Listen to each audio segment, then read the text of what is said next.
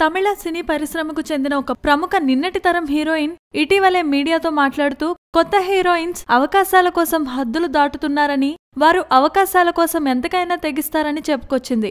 Heroines అవకాశాలను అలుసుగా తీసుకొని హీరోలు, దర్శకులు మరియు నిర్మాతలు వారి అందాలను వాడుకుంటున్నారని, హీరోయిన్స్ గెస్ట్ హౌస్ కు వెళ్లటం ఇటీవలే చాలా కామన్ అయిపోయిందని చెప్పుకొచ్చింది. ఇలాంటి పరిస్థితులు మా సమయంలో లేవని చెప్పింది. సదరు హీరోయిన్ వ్యాఖ్యలపై ఆమెతో పనిచేసిన ఒక సహాయ నటి స్పందించింది. ఆమె వ్యాఖ్యలను పూర్తిగా కొట్టిపారేసింది. ప్రస్తుత హీరోయిన్స్ అవకాశాల కోసం అడ్డదారులు పట్టడం, నిర్మాతలకు, హీరోలకు పడక సుఖాలు అందించడంపై ఆమె మాట్లాడింది.